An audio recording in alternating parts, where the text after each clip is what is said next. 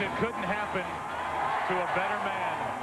And you will always know where you are at 8:18 p.m. Central Time, September 8th, 1998.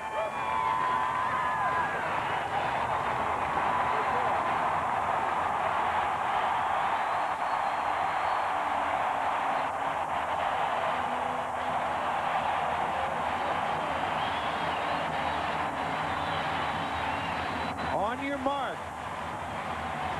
Get set.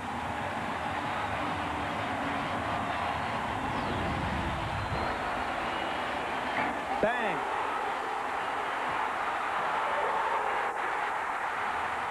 Mark was so happy, he had to remember to touch first base.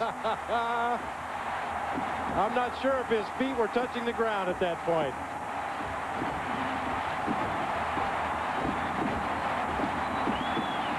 Mark McGwire, who started the season as Gary Gaietti's teammate.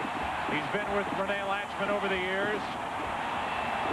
A point to the sky, a hug from Scott Service, and the reaction from his longtime manager, Tony La Russa.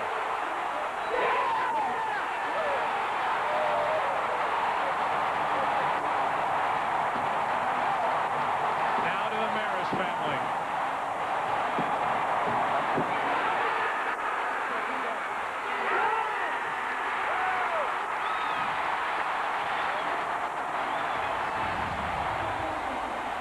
Family, everybody, my son, Chicago Cubs, Sammy Sosa, unbelievable.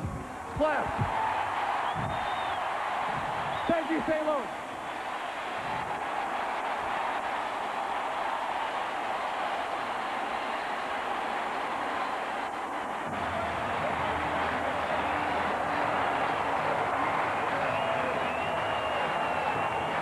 Well, we asked Mark McGwire before the game if he thought someplace there was a script written, and tonight was the night.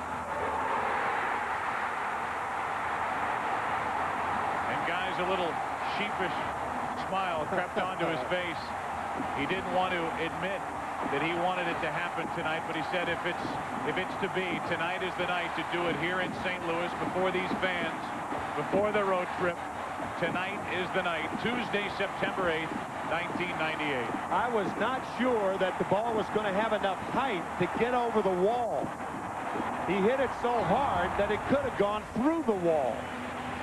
What a tracer. Now Sosa.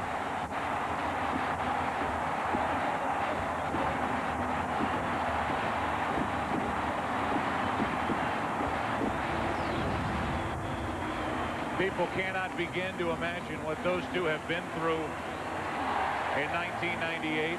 Two men from completely opposite backgrounds joined in 1998 in the Roger Maris chase, and it's Mark McGwire who gets to the top of the mountain, home run number 62 in the Cardinals' 145th game of the year.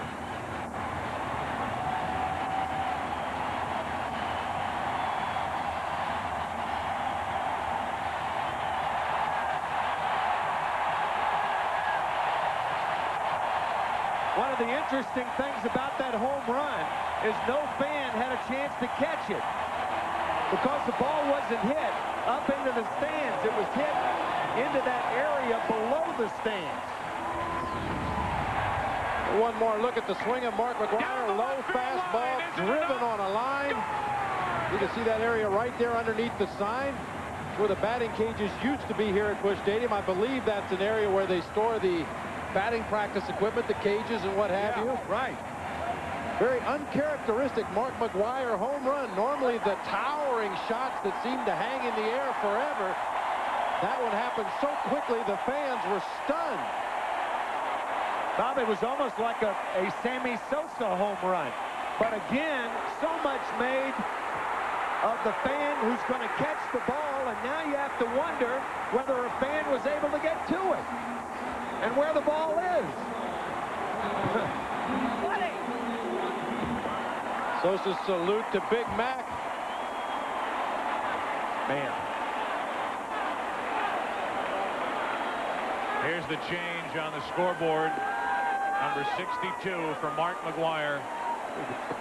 And no one more than Mark McGwire hopes that the attention this is focused on Roger Maris and his year of 1961 and his career. Roger Maris, a great player. No one hopes that all of this attention, no one hopes any more than Mark McGwire that this will put Roger Maris in his rightful place in baseball's Hall of Fame. I could not agree with you more.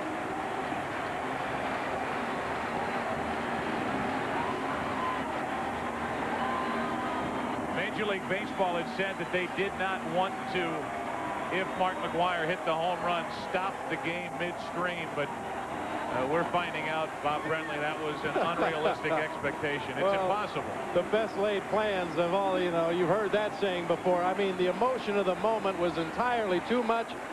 I mean, how are you going to tell the all-time single-season home run leader, don't go over and hug the Marises? We got to keep the game moving. It's his show. Let him do what he wants. Mark McGwire with that heart